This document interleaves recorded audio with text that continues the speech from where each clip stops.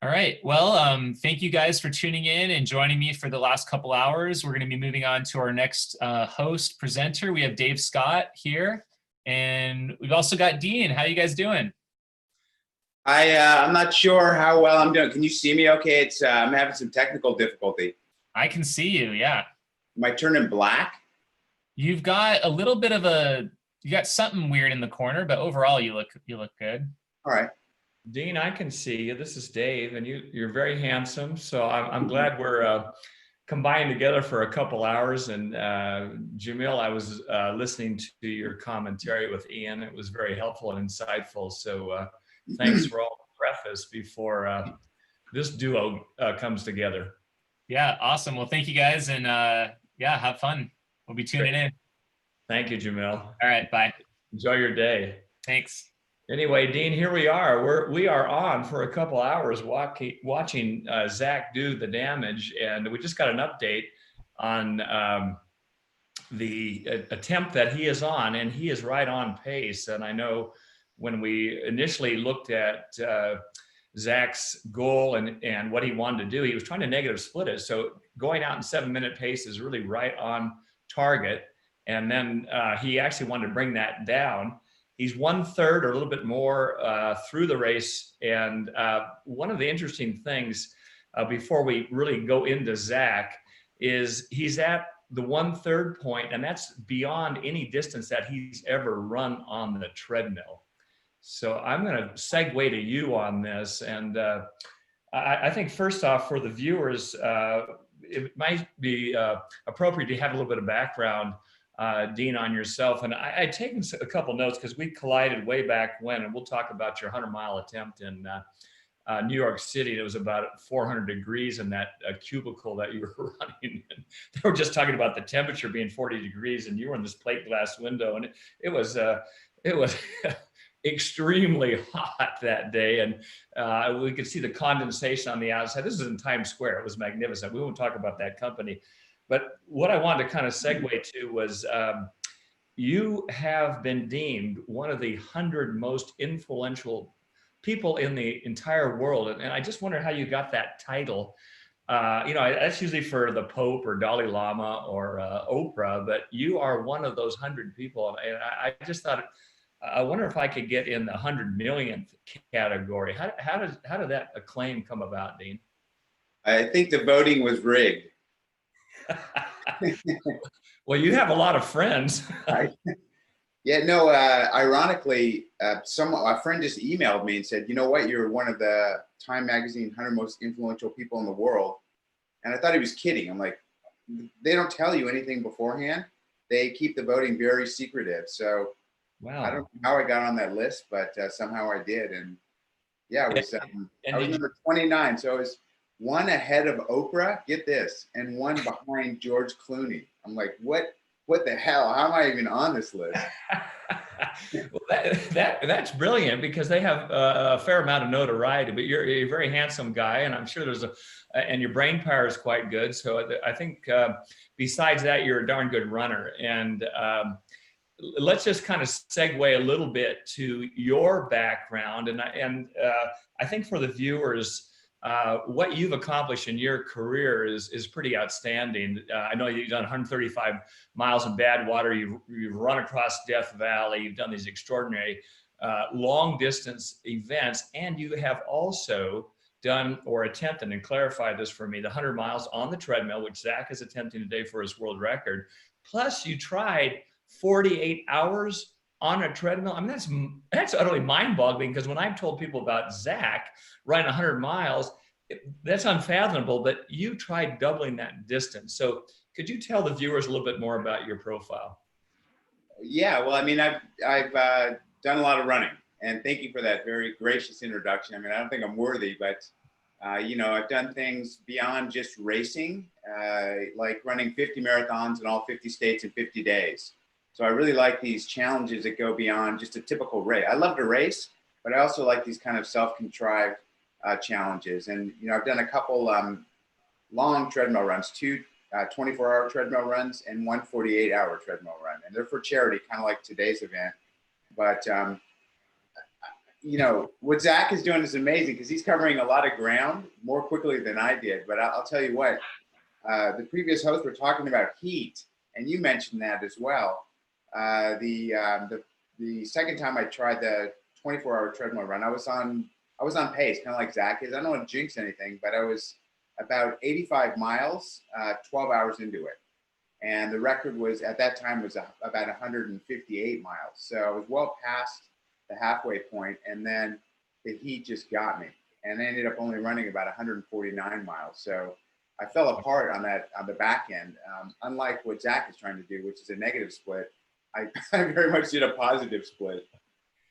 Well, I think a lot of people, and Ian just alluded to this, and Jamil just alluded to that heat load can be pretty high. I thought the temperatures that they quoted were quite cold because there's a lot of vasoconstriction as well. So you're trying to keep your organs warm, and obviously working at a pace that Zach is. People will say, well, that's 7-minute pace. You know, it's not easy by any means. So he is generating heat, and he's in an enclosed environment. So he's not getting the natural cooling from the wind that you get when you're running out on the roads. And you've done that a lot. But just recalling that day that you had in New York City in Times Square, and it was a very hot day. I remember looking up at you with other thousands of people that were watching this attempt, and it was a scorching hot day outside. And I don't think that the regulation of the temperature was taken into effect. And I know there's been a lot of discussion about Zach and his world record attempt, that we want to make sure that the environment is perfect for you. That day for you, Dean, was torturous. It was murderous. And, you know, those big plasmatron screens, they were flashing pictures of me on the screen. And every time it changed to a different view, it was literally like a microwave oven, just this wave of heat. Those things put out so much heat, and I was standing right in front of it running on this treadmill. So to your point, it was on summer solstice, so you know, the longest day of the year. Yeah. It's hot and humid in New York City, and there was no airflow. I mean, to your point, you know, what Zach is doing, I know the room is cold, but I also advise to have a lot of fans in there, because even when the room is cold, what you said is so relevant. There's no apparent wind because you're not moving forward. You're staying in one place. So also having fans on is going to be helpful. Yeah, and I know that was a discussion before, and he was pretty keen on it, that I need to have these fans, and they might move him around as he goes through his day. The other item that I did notice on your resume, it was a long resume. It was about 20 pages, Dean. You were also voted as one of the best bodies of the year, and that was in 2004. I'm not really sure who presents that title, but in all seriousness, and even with Zach, and you know, I've known you, and we collided in San Diego a few years ago, and we were in the weight room. And I think one of the things that, besides your good-looking body and a very handsome face, is that you did a lot of strength work. And we will talk about Zach doing very high-end interval training, not just distance training for a distance event. But you've been an advocate of strength training, and I know Zach has as well. Yeah, it was ironic. We were at that convention for triathletes, and you and I are the only ones doing cross training, which I gained a whole level of respect when I walked into an empty gym and there's Dave Scott. I'm like, okay, I'm doing something right if he's in here working out. But you're right. I mean, I think especially as we mature in our career, having good overall body strength is really important for both longevity, for recovery, for injury prevention. So I do these things pretty hardcore because I want to keep running. It's awesome. Let's talk about Zach just for a second. And while he's going through this, one of the areas, and obviously with your background and profile and a lot of experience on this treadmill, is let's just talk about your feet. The bed of that treadmill is set at 0%. So the road is moving, unlike you are when you're outside, but it has a whole different feel to it. You're not getting the nuances of the pebbles and the gradients. And so your foot is hitting and slapping, or hopefully lightly making contact. What is your experience, and what is Zach going through? He's over the 1/3 segment of this 100-miler. And my concern was really, how do your feet withstand 100 miles on a treadmill? Yeah, I did a lot of experimentation, and it's such a valid point.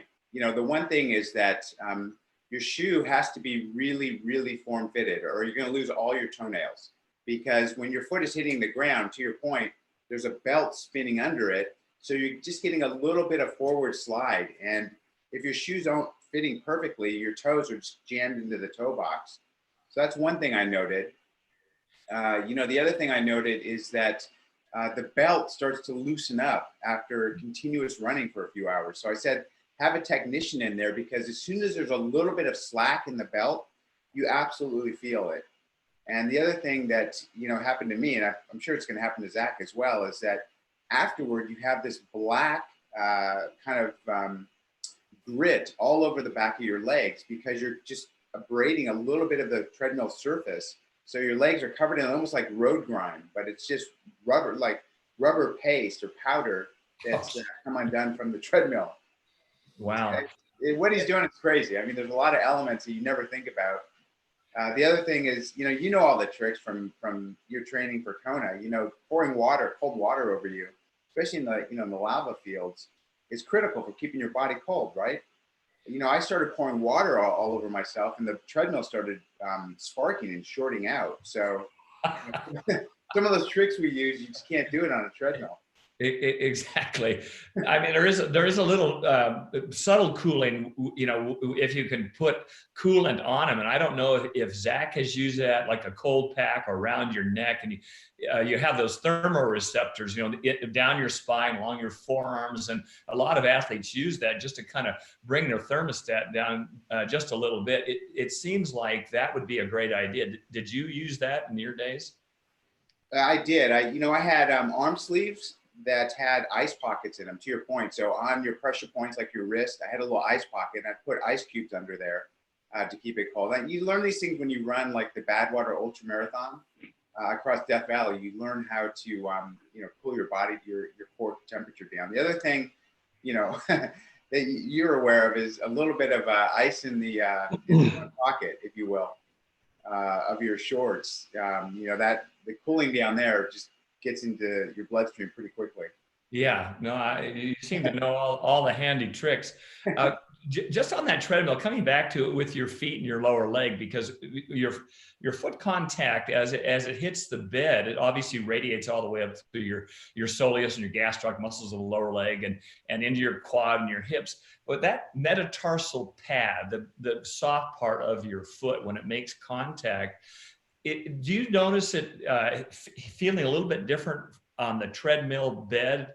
Because you mentioned pouring water, and one of the drawbacks, if you get too much water on your feet, then it can create friction, because now that we don't have that normal dynamic movement on the footbed or the inner sole of the shoe. Was that a problem for you, or is that a concern for Zach?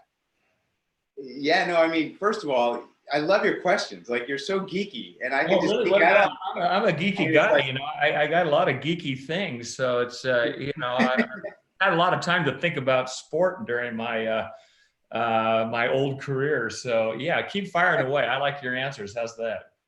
Well, wet socks, as you know, when you're running, are problematic, especially on a treadmill. Yeah. And the other thing that I learned to do in adapting to running on a treadmill is when you're running on a surface, you're trying to propel your body forward, correct?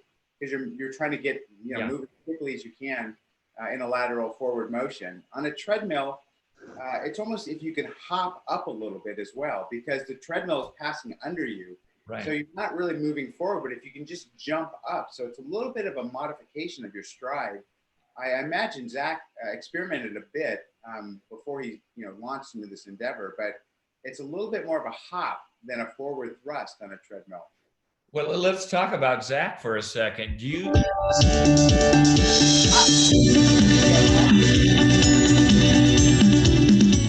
Hi, Dave. Hi, Christina. How are you?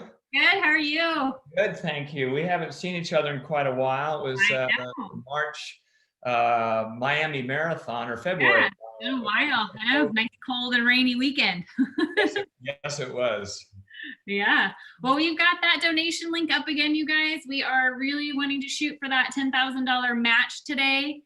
Fight for the Forgotten, and they will be coming on between 1 and 3 p.m. today to talk to you a little bit more about on the fundraising for that.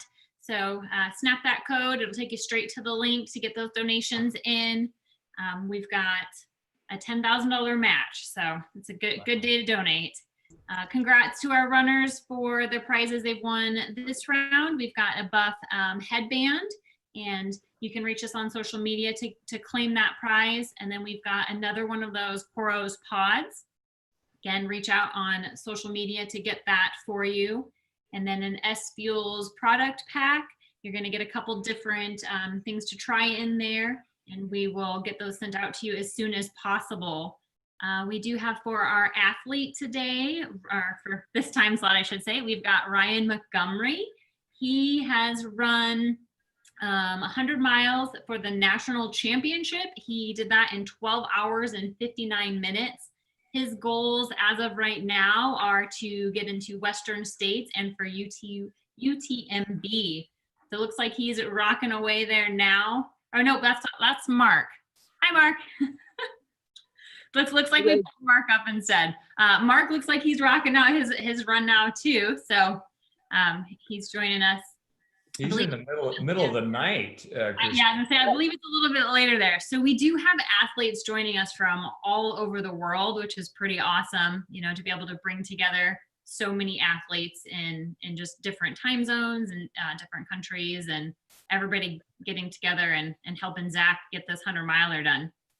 Well, are you running today, Christina? Because you do all these long distance. Well, I'm actually on my treadmill. I was planning to run today, but there's a little bit of logistics side going on that. And plus, you got to take a few bathroom breaks once in a while too if you're sitting in that studio for 12 hours. So you got a long day ahead. I do, but you know, it's only 12 hours. I've run longer than that. That's nothing for you. The two of you. That's minimal. All right. Well, you guys have a great rest of your chat, and I'll pop back in about a half hour. Okay. Thank you, Christina. Thanks. Okay.